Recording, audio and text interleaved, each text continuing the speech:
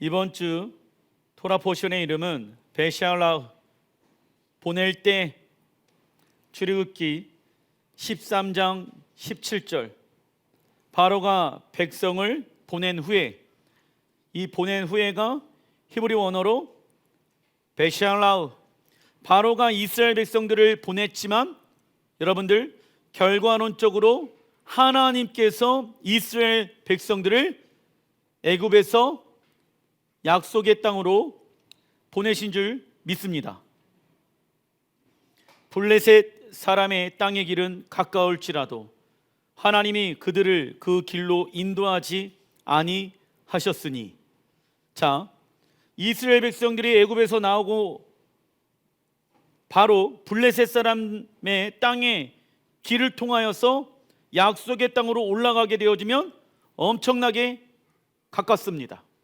여러분들 결과론적으로 보게 되어지면 하나님의 말씀에 순종하면은 17일 16일이 걸리는데 하나님의 말씀에 불순종하면 40년이 걸린다는 거예요. 인간의 눈으로 봤었을 때는 블레셋 사람의 땅의 길을 가는 것이 가깝다, 가장 짧은 길이라고 생각하였지만 하나님의 계획은 no. 너희들이 생각하는 그 짧다고 하는 그 길이 결국은 너희들이 그 길로 가게 되어지면 무엇을 경험합니까?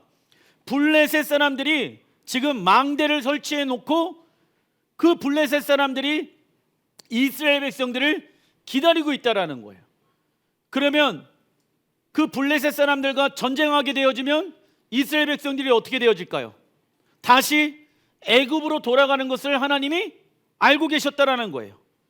그래서 여러분들 세상의 방법이 옳다, 세상의 것들이 빠르다라고 생각하는 그 생각이 결국은 우리를 훨씬 더 돌아가게끔 만든다는 것을 아시길 바랍니다.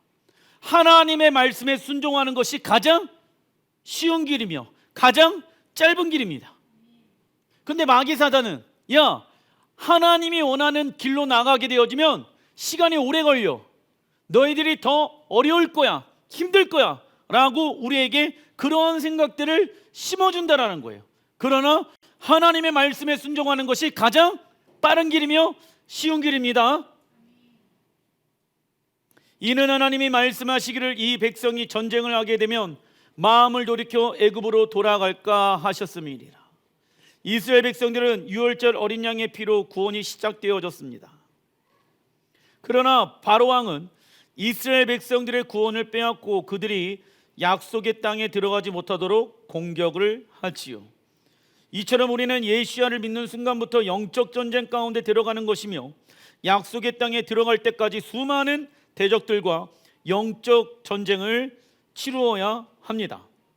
그리고 이스라엘 백성들이 약속의 땅으로 빠르게 가기 위해서는 블레셋 사람들의 땅의 길로 가게 되면 됩니다.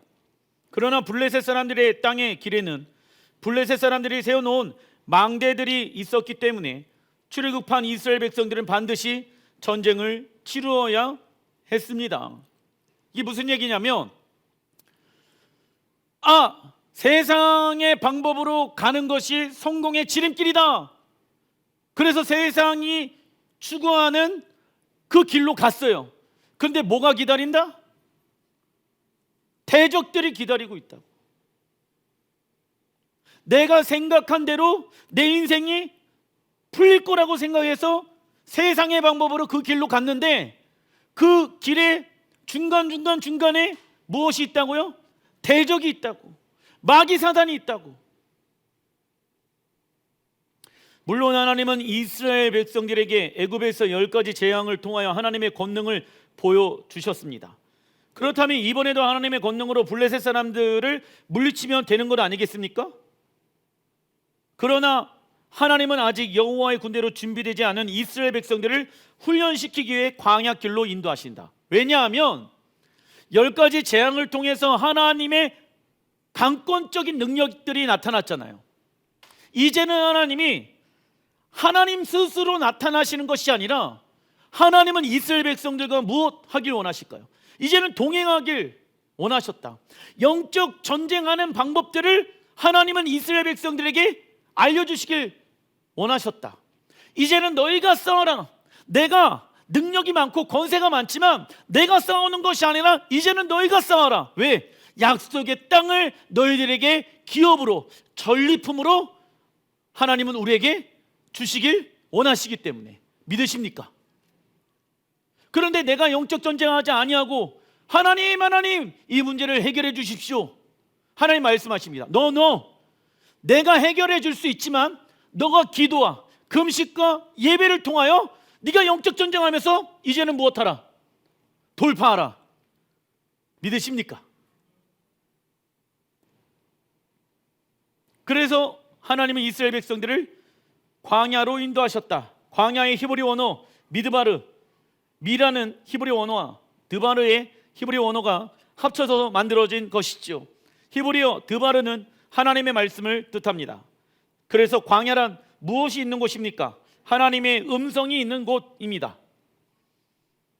우리는 이 땅 광야 같은 곳에서 두 가지를 배울 수 있다. 첫째, 광야에서는 무엇을 들어야 합니까? 하나님의 음성을 듣는 시간을 가져야 합니다. 광야 주변에는 아무런 음성이 들리지 않으며 오직 하나님만을 전적으로 의지해야 하는 장소이다. 그래서 광야에서 어떠한 하나님을 경험하게 되어집니까? 여호와 이레, 모든 것을 예비하신 하나님. 여호와 라파, 모든 병을 치료하시는 하나님. 여호와 니시, 모든 전쟁에서 승리하시는 하나님을 경험하게 되어진다. 어디에서요? 광야에서. 그래서 우리는 이 땅 광야 같은 곳에서 하나님이 어떠한 분인지를 알게 되어진다고. 하나님이 어떠한 분인지 알 수 있는 시간들은 이 땅 광야에서의 시간들을 통해서 하나님이 어떠한 분인지를 알 수가 있게 되어진다. 그래서 이 땅에서 치료의 하나님, 그리고 또 우리에게 말씀하시는 하나님, 우리의 모든 것을 예비하신 하나님, 그 하나님을 경험하잖아요. 그리고 이 땅에 완성되어질 그 하나님의 나라에 들어가서 우리는 그 하나님을 누리는 거예요. 그때부터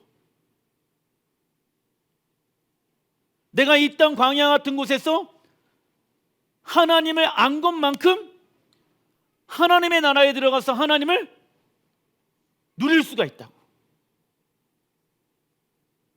그러나 이 땅에서의 시간들을 세상의 부와 영광과 존귀를 위해서 살아간 사람들은 하나님에 대해서 알 수가 없겠죠. 그래서 광야에서 하나님은 당신의 성품들을 드러내시는데 누가 그 하나님의 성품을 알아가고 닮아갈 수가 있습니까?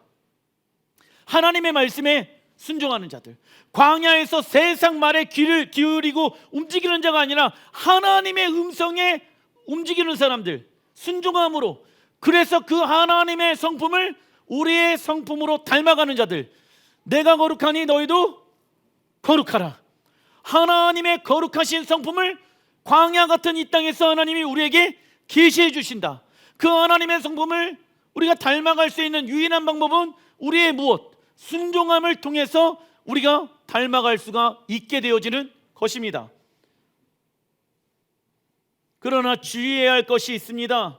하나님에 대한 지식은 쌓여져 가고 있는데 우리가 하나님의 말씀에 순종하지 않는다라고 하면 하나님과 친밀한 관계, 그리고 하나님의 성품을 닮아갈 수가 있을까요? 없을까요?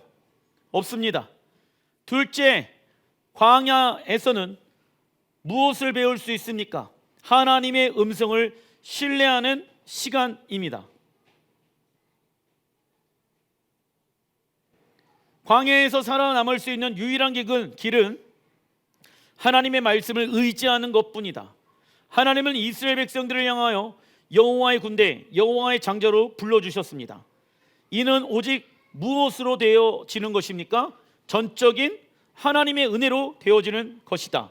자, 우리는 예수와의 십자가의 은혜로 말미암아 여러분들 하나님의 자녀가 되어졌죠? 왕 같은 제사장이 되어졌죠? 거룩한 신부로 하나님이 우리를 불러주셨죠? 믿으십니까? 우리가 한 것이 있다 없다? 없습니다. 하나님의 전적인 은혜로 우리를 하나님의 자녀와 거룩한 신부로 불러주셨다라는 것입니다. 그러나 그들은 여호와 하나님이 누구신지 몰랐으며 하나님을 예배하는 방법도 몰랐으며 약속의 땅은 어떻게 하면 기업으로 얻을 것인지도 몰랐습니다. 우리도 마찬가지죠. 구원이 시작되어졌지만 하나님에 대해서 알아야 몰라요. 우리가 거룩한 신부로 부르심을 받았지만 거룩한 신랑이신 예수야가 어떠한 분인지 알아야 몰라요. 그리고 약속의 땅의 기업으로 얻는 방법에 대해서 알아야 몰라요. 그래서 무엇을 해야 됩니까? 하나님의 말씀에 순종하는 훈련을 해야 된다고. 우리를 거룩한 제사장으로 불러주셨고 왕같은 제사장으로 불러주셨고 우리를 거룩한 신부로 불러주셨는데 이건 시작되어진 거예요. 그러한 자로 살아내는 이제는 무엇을 해야 된다? 광야에서 훈련을 해야 된다고. 근데 어떤 사람은 이렇게 얘기합니다. 육으로 살아갔던 나는 십자가에 죽었습니다. 나는 이제부터 하나님의 보배롭고 존귀한 자녀입니다. 외워서 얘기합니다.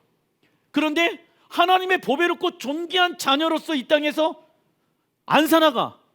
그런데 자기는 어떠한 자녀라고 얘기합니까? 나는 그래도 목사님 하나님의 보배롭고 존귀한 자녀입니다. 훈련을 합니까 안 합니까? 정체성 훈련합니까 안 합니까? 안 해. 그러면서 뭐라고 얘기하는지 아세요? 그럼에도 불구하고 나는 하나님의 거룩한 자녀입니다. 야, 거룩한 하나님의 자녀는 이제는 이렇게 살아가야 돼. 너희 옛사람은 십자가에 죽었다며. 그러면 이제 옛사람에 의해서 살아가는 자가 아니라 이제 새로운 사람으로 부활한 나로 우리가 살아가야 되는 건 아니겠습니까? 그래서 무엇을 해야 됩니까? 훈련을 해야 된다고. 어디에서? 광야에서. 왜? 영원한 하나님의 나라에 들어가서 하나님의 자녀로 살아갈 것이며 예수와의 신부로 살아갈 것이며 우리가 거룩한 제사장으로 살아갈 것이며 왕으로서 온 열방과 민족들을 통치하고 다스릴 때가 옵니까 안 옵니까? 오기 때문입니다. 근데 어떤 사람은 뿅 하고 된다 이거야. 그때 가면. 그러면 뿅 하고 되면 무엇이 없는 거예요? 하나님과 인격적인 관계가 안 돼도 뿅 하고 그냥 하나님이 무엇하는 것입니까? 그때부터 로봇으로 조종하는 거예요. 그러면은 사랑은 무엇이 필요합니까? 인격이 필요하거든. 하나님은 우리에게 그래서 무엇을 허락하셨습니까? 무엇을 회복시켜 주셨습니까? 자유의지를 회복시켜 주셨잖아. 예수와의 십자가를 통해서. 그래서 하나님을 사랑할 것인가? 세상을 사랑할 것인가? 이제 너희가 무엇하라? 선택할 수 있는 능력을 주신 거예요. 예수야를 믿기 전에는 우리는 사단이 만들어 놓은 구조 안에서 세상의 것을 취할 수밖에 없던 자였습니다. 이제는 우리가 예수야도 선택할 수도 있지만 세상의 것도 선택할 수 있어. 그런데 여전히 세상의 것을 선택하면서 나는 하나님의 자녀입니다. 이렇게 얘기하는 거는 뭐 하는 것입니까? 미혹되어진 사람들. 광야 훈련은 아담과 하와가 에덴 동산에서 쫓겨났을 때부터 시작되어졌으며 이 땅에 새하늘과 새 땅, 새 예루살렘이 임하게 되어지면 끝이 나게 되어진다. 그러나 마귀 사단은 하나님의 훈련을 통해 우리를 무엇에 빠지게 합니까? 시험. 그리고 하나님은 광야에서 이스라엘 백성들에게 두 가지를 주셨죠. 첫 번째, 무엇을 주셨습니까? 하나님의 말씀, 토라를 주셨습니다. 왜 토라를 주셨을까? 이제는 옛사람의 행위를 버리고 하나님 나라의 백성답게끔 살아가라고 무엇을 주셨다? 말씀을 주신 거예요. 마태복음 28장 19절 읽어보겠습니다. 그러므로 너희는 가서 모든 민족을 제자를 삼아 아버지의 아들과 성령의 이름으로 세례를 베풀고 내가 너희에게 분부한 모든 것을 가르쳐 지키게 하라. 볼지어다 내가 세상 끝날까지 너희와 항상 함께 있으리라 하시니라. 아멘. 이 본문을 헬라어 원어를 보니까 하나의 본동사를 꾸며주기 위해 네 가지의 보조동사가 나오고 있습니다. 네 가지의 보조동사는 무엇이냐면 가서 세례를 베풀고 가르치고 지키게 하는 것입니다. 그런데 이 보조동사는 본동사 무엇을 꾸며주고 있는 것일까요? 제자를 삼는 것.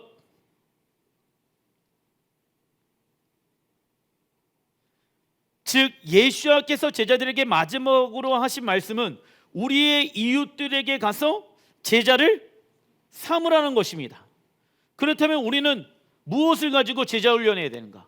그 제자 훈련의 핵심은 무엇이 되어야 합니까? 하나님의 말씀 토라이죠. 그런데 이 시대 막 뭐 제자 훈련이니 무엇니 뭘 해가지고 교회에서 많이 하고 있잖아요. 근데 문제가 뭔지 아십니까? 토라를 기준으로 제자 훈련을 시켜야 돼. 토라를 기준으로. 그런데 헬라의 가르침을 가지고 제자 훈련시키는 교제도 많다라는 거예요. 하나님의 말씀과 헬라의 가르침이랑 섞여 있는 제자 훈련 교제도 많이 있어요. 그리고 또 선교단체는 이 말씀을 가지고 그 단체의 어떠한 비전을 제시하지 않습니까? 그런데 너희는 가서가 핵심이 아니야. 뭐가 핵심이다? 제자를 삼는 게 핵심인 거예요. 근데 이제 가갖고 야 주님이 가라고 하니까 열방 가운데 가자! 가기만 해. 가서 말씀대로 안 살아가. 선교사가 예를 들어서 그러면은 그 사람이 지금 선교사로 부르심을 받았는데 온전한 선교사의 일을 하고 있는 겁니까? 못하고 있는 겁니까? 못하고 있는 거예요. 나는 갔으니까 됐어. 나는 뭐 열방 가운데 나가 있으니까 하나님을 위해서 살아가고. No, 아니죠. 나가는 게 핵심이 아니에요. 제자를 삼는 거예요. 근데 그 제자를 삼는 거의 핵심의 기준이 하나님의 말씀 토라가 있어야 되는 거예요. 왜? 예수와 당시에는 무엇밖에 없었습니까? 구약 성경밖에 없었거든. 그런데 구약 성경을 통해서 무엇을 알 수 있습니까? 신약 성경을 알 수가 있는 거예요. 왜? 구약은 뿌리이고 신약은 열매이기 때문에 더 풍성해지는 것이죠.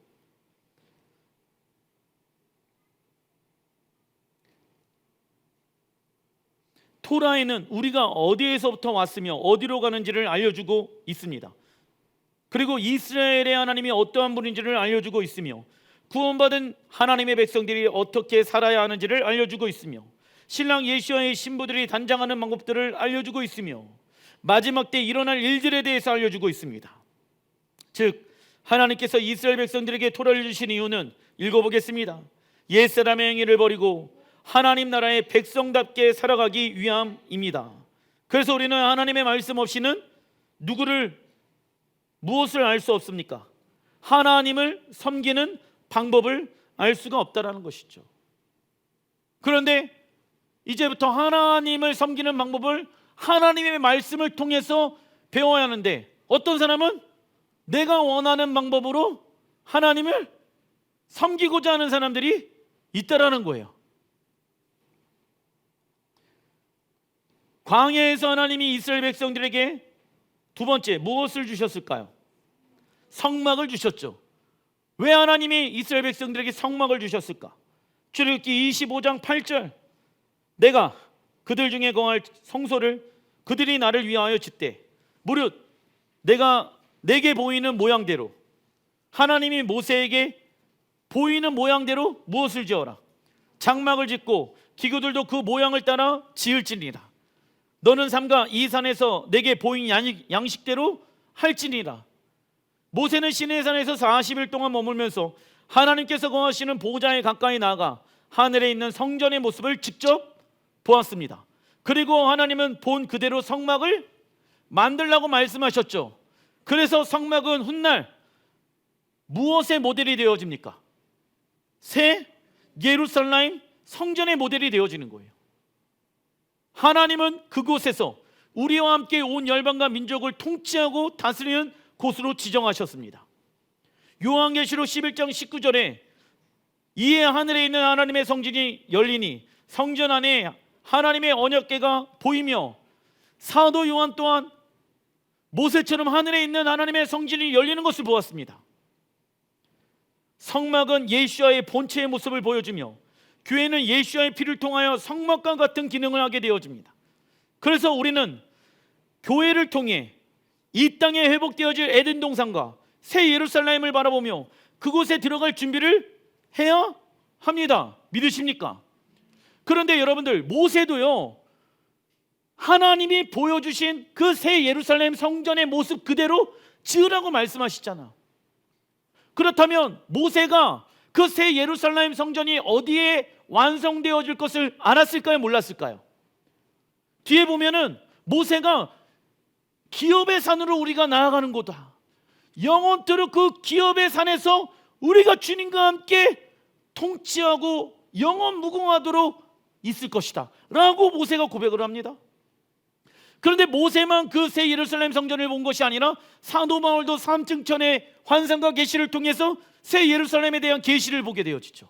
그리고 또 요한계시록을 만든 사도 요한도 새 예루살렘 성전을 바라봤다. 우리도 그러면 무엇을 바라봐야 합니까? 천당입니까? 우주에 있는 어떤 별입니까? 성경에 기록되어져 있잖아요.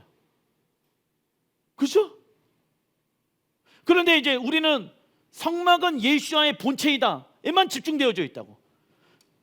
성막 강해 설교, 성막 연구하는 분들이 뭐라고 얘기하냐면 성막의 모든 것은 예수와의 본체의 모습을 예표하는 모습이다. 맞는 말이에요. 하지만 거기에만 집중하면 됩니까? 안 됩니까? 안 되는 것이지. 왜? 성막은 무엇을 토대로 만든 것입니까?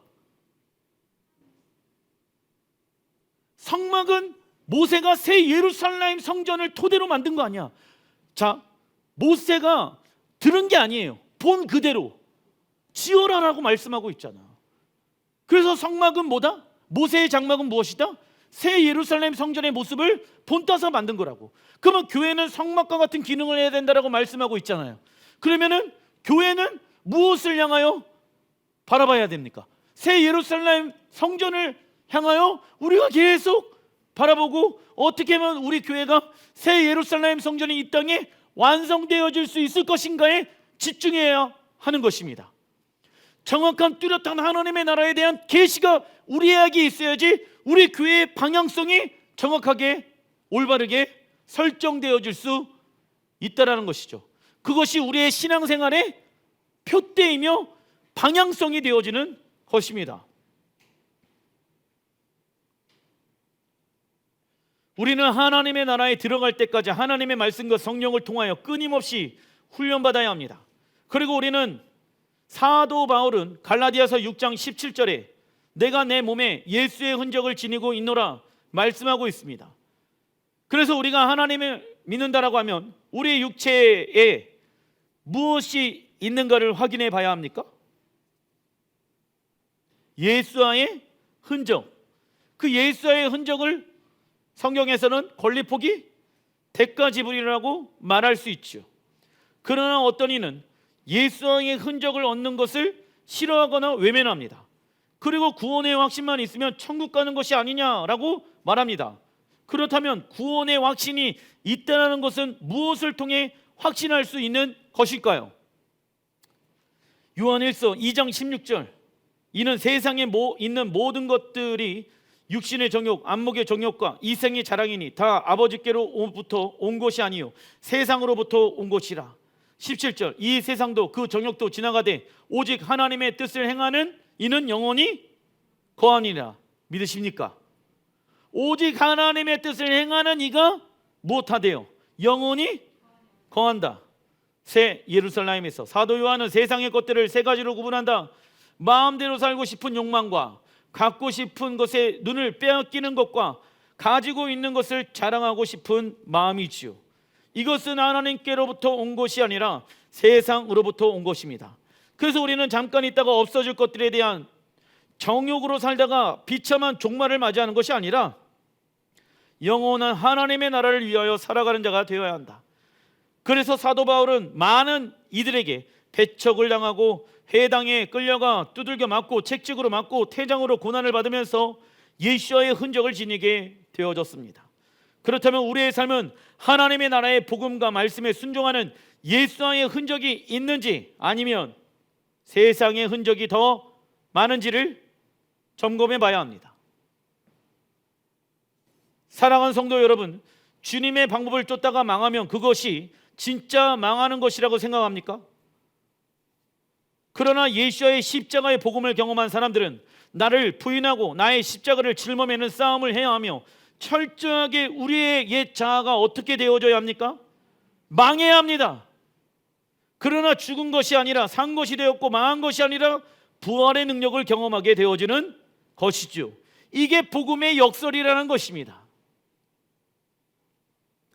작은 1번 출애굽기 13장 19절, 모세가 요셉의 유고를 가졌으니 이는 요셉이 이스라엘 자손으로 단단히 맹세하게 하여 이르기를 하나님이 반드시 너희를 찾아오시리니 너희는 내 유고를 여기서 가지고 나가라 하였음이니라.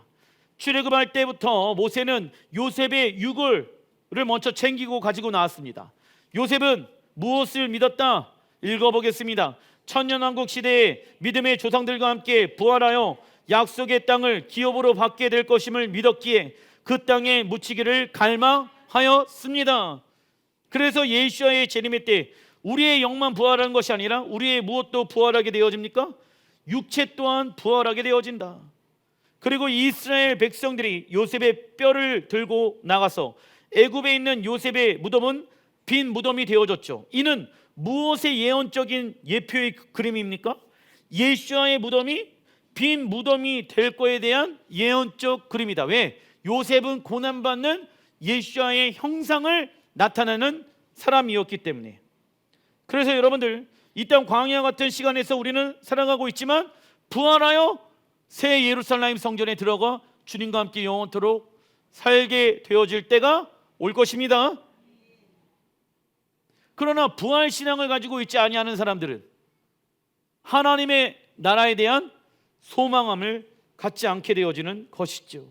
단락 2번 출애굽기 14장 4절의 말씀, 내가 바로의 마음을 완악하게 한즉 바로가 그들의 뒤를 따르리니 내가 그와 그의 온 군대로 말미암아 영광을 얻어 애굽 사람들이 나를 여호와인 줄을 알게 하리라 하시매 무리가 그대로 행하니라. 하나님은 애굽 사람들에게 하나님이 누구인지를 알게 하십니까? 여호와. 이 부분을 잘 기억하고 계시길 바랍니다. 왜냐? 여러분들, 바로왕과 그의 군대는 마지막 때 세워질 적그리스도와 그의 나라의 군대들이 되어질 것입니다. 그것을 예표하죠. 그런데 하나님은 그 적그리스도에게, 그리고 그 적그리스도와 연합한 민족들과 나라들에게 하나님이 어떠한 분인지를 알려주신다. 여호와이신 것을 계시할 때가 온다라는 것입니다. 왜? 출애굽기에 나와 있는 그 바로 왕의 모습은 훗날 마지막 때 적그리스도의 모습을 가지고 있으며, 여러분들, 적그리스도의 모습은 구약에 보게 되어지면 첫 번째 바로를 통해서 알 수가 있다. 두 번째 또 누구를 통해서 알 수 있습니까? 다윗을 공격하였던 골리앗을 통해서. 왜? 골리앗이 누구를 칩니까? 이스라엘을 공격하잖아요. 그래서 골리앗을 통해서 마지막 때 적그리스도가 어떠한 모습으로 오는지를 알 수가 있게 되어지는 것입니다. 즉 이스라엘과 반대쪽에서 이스라엘을 공격하는 그 대상들은 다 적그리스도에 예표되어지는 인물과 나라라는 거예요. 그런데 마지막 때 주님이 오셔가지고 온 열방들에게 내가 여호와 하나님이다 라는 것을 계시한다라는 거예요. 그렇다면 여호와 하나님은 어떠한 분이십니까? 크게 세 가지가 있죠. 첫째, 언약을 지키시는 하나님. 구약, 신약 그 모든 언약을 지키시는 하나님. 언약의 말씀을 성취하는 때가 온다. 약속의 땅을 기업으로 주시는 하나님. 우리에게 하나님은 영적 전쟁에 능한 자로, 승리하는 자로 약속의 땅을 기업으로 주시고자 하십니다. 이 말씀의 성취의 때가 마지막 때 이루어질 것입니다. 그러면 그때까지 우리는 어떠한 은혜를 경험해야 됩니까? 은혜와 자비와 긍휼의 하나님을 경험해야 된다고. 그분이 재판장과 심판장과 왕과 신랑으로 오시기 이전까지는 날마다, 왜? 우리 연약하잖아. 그래서 하나님의 무엇이 필요합니까? 긍휼과 자비와 은혜가 필요하다는 거예요. 그리고 출애굽기 15장에 모세의 노래가 등장한다. 출애굽기 15장 1절의 말씀, 내가 여호와를 찬송하리니 그는 높고 영원하시며 말과 그탄 자를 바다에 던지셨음이로다. 기억하고 계시기 바랍니다. 말과 그탄 자를 바다에 던지셨다. 그 말은 누구를 얘기합니까? 말탄자, 적그리스도. 그런데 적그리스도가 무엇을 탄다? 말이래. 기억하시길 바랍니다. 3절, 여호와는 용사시니 여호와는 그의 이름이시로다. 17절, 주께서 백성을 인도하사 그들을 주의 기업의 산에 심으시리니라. 여호와여, 이는 주의 처소를 삼으시려고 예비하신 것이나 주여, 이것이 주의 손으로 세우신 성소로소이다. 여호와께서 영원무궁하도록 다스리시는 도다. 모세 당시 여러분들 성전이 있었습니까? 기업의 산이 있었습니까? 그런데 모세는 어떻게 알았습니까? 아브라함의 하나님, 이삭의 하나님, 야곱의 하나님을 믿었고 사라의 장막이 무엇이라는 것을 알았다. 새 예루살렘의 예표라는 것을 알았다. 그래서 사라의 장막이 세워질 그 시온산이 주님의 기업의 산이고 우리는 그 시온산에서 영원토록 무궁하도록 주님과 함께 왕으로 통치하고 다스릴 것이다 라는 계시를 받게 되어졌다고. 놀랍죠? 모세도 여러분들 이 계시를 받았던 사람이야. 모세는 하나님께서 우리의 구원이시며 말과 그탄 자를 바다에 던지시며 하나님은 전능하신 분이시기 때문에 하나님과 견줄 만한 신은 이 땅에 없다라고 고백합니다.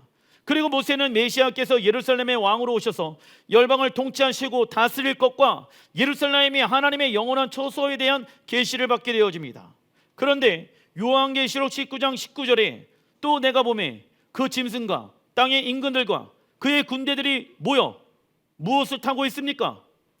그 말탄 자와 그의 군대와 더불어 전쟁을 일으키다가 나와 있죠. 여러분들, 짐승은 적그리스도를 상징하며 땅의 임금들은 적그리스도와 연합한 나라를 의미하죠. 그런데 적그리스도가 무엇을 타고 있습니까? 말. 그래서 제가 여러분들 말씀드리는 거예요. 애굽의 왕 바로 왕은요 말을 타고 모세를 추격했잖아. 그런데 왜 바로 왕의 모습이 목사님 적그리스도의 모습입니까? 요한계시록을 보라고. 적그리스도가 무엇을 타고 온대요? 말. 우선 출애굽기 15장의 말씀은 마지막 때 다시 반복되어질 것이며 바로 왕은 마지막 때 등장할 적그리스도의 모습을 예표하는 인물이다. 그리고 하나님은 열방의 나라들에게 당신이 어떠한 분이라는 것을 나타내십니까? 여호와 하나님. 그렇다면 적그리스도는 왜 말을 타고 등장할까요? 요한계시록 19장 11절 읽어보겠습니다.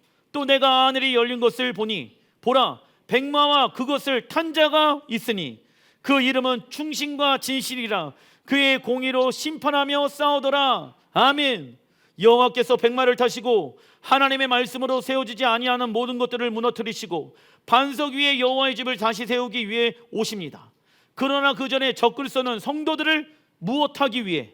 미혹하기 위해 말을 타고 등장하는 거예요. 왜? 예수야가 오시기 전에 적그리스도가 먼저 나타나게 되어지는데 내가 메시아다, 내가 말을 타고 왔다. 우리는 에덴 동산에 일어났던 일들, 노아의 홍수 사건들, 믿음의 조상들이 이야기를 통해 장차 일어날 일들에 대해서 알 수 있어야 합니다. 왜요? 골로새서에 뭐라고 나와 있습니까? 이스라엘 백성들의 역사는 장차 마지막 때 너희들에게 일어날 그 예표이니라, 그림자이니라 말씀하고 있기 때문입니다. 출애굽기 16장 3절에 조심해야 할 것이 있다라고 말씀하십니다. 우리가 애굽 땅에서 고기 가마 곁에 앉아 있던 때와 떡을 배불리 먹던 때에 여호와의 손에 죽었더라면 좋았을 것을 너희가 이 광야로 우리를 인도해 내어 이 온 회중이 줄여 죽게 하는도다. 그때 여호와께서 모세에게 이르시되 보라 내가 너희를 위하여 하늘에서 양식을 비같이 내리리니 백성이 나가서 일용할 것들을 날마다 거둘 것이니라. 이같이 하여 그들이 내 율법을 준행하나 아니하나 내가 시험하리라. 하나님 말씀하십니다. 이스라엘 백성들은 하나님의 권능과 기적을 경험하게 되어집니다. 그러나 광야에서 물과 음식이 없어서 하나님을 원망하게 되어지죠. 이처럼 우리의 믿음 생활이 하나님의 권능과 기적을 경험하는 것에만 집중하게 되어지면 우리의 믿음은 성장할 수가 없다. 물론 하나님은 당신의 능력과 기적을 우리에게 베풀어 주시길 원하시며 자신을 계시해 주십니다. 그러나 하나님의 시험의 때에 기복주의의 믿음 생활을 하는 자는 하나님을 원망하며 떠나게 될 것입니다. 그래서 우리의 믿음을 반석 위에 세워야 하는 것입니다. 기도하겠습니다.